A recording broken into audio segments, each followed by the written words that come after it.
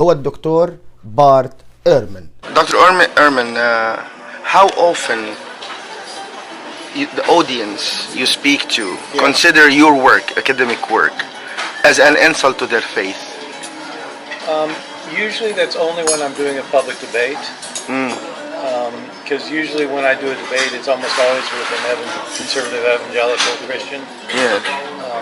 But I love that thing you do to disarm them, where you say, "How many are here to see me Exactly. get creamed?" He did that with Craig Evans. So in those contexts, I mean, so when I debated Kyle Butt, we were in it was in northern Alabama. Oh. And everybody in the audience was from the Church of Christ, which is a very conservative Christian denomination. And they were polite. They were polite. Yeah. So that was good. But they were out for blood. They really wanted me to go down. Yes. Laughing every time he made a ridiculous point. It was so hard to. It's hard to listen to. They're like it's hard to take. Well, Dr. Ehrman, about 1 John 5:7. Yes. In King James Version, it exists like the testimony in heaven, the Father, the Word, and the Spirit. And in the New Revised Standard Version, it is omitted. Yes. So how do Christians see? Do you think they see there's like the verse has been omitted as an addition, as a forgery, or they just stick to the version they have? Some do. Fundamentalists think it's original, and most other Christians think there's a later edition. Okay. I mean, I remember reading for Professor Bruce Metzger that he said that the most ancient manuscript that had this verse is, dates back to the 16th century. Yes. And it was considered as a textual errata. Yes. So my question is like how nowadays like you can bring two versions of the Bible, two translations to a Christian, to a committed practicing Christian. This talks about the Trinity and this does not. Yes. So how do they justify still believing in Trinity? Oh, because the doctrine of the Trinity isn't based on a single verse. It's not? No. I mean, there aren't any Christian doctrines that are just based on a verse.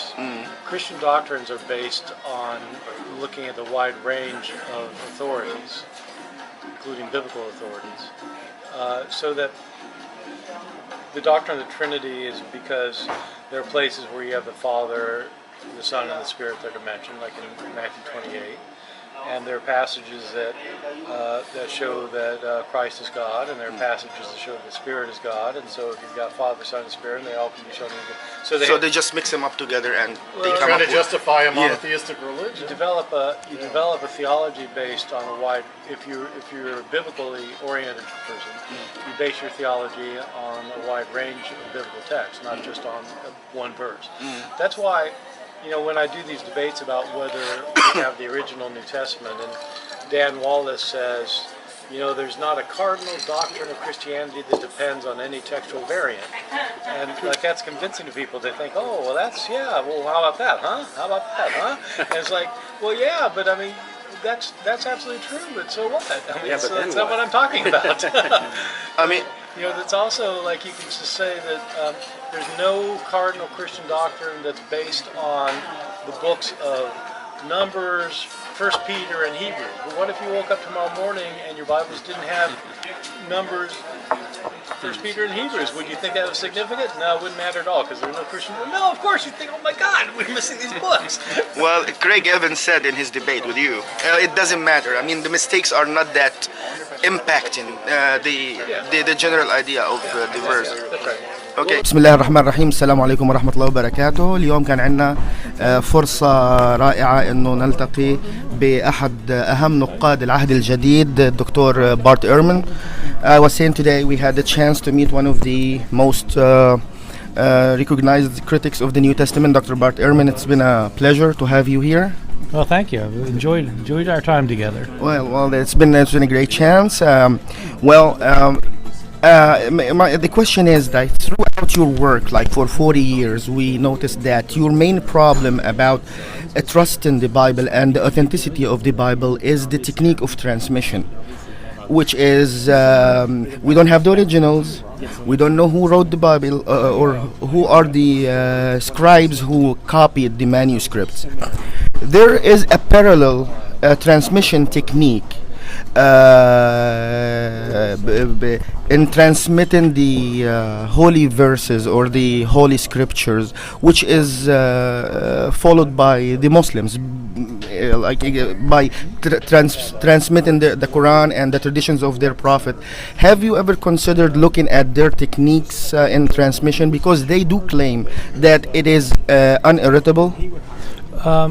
Right. So the first thing I'll say is that's one of the reasons that I've had trouble with traditional Christianity, is because of the changes that scribes have made in the text. But it's not the only thing.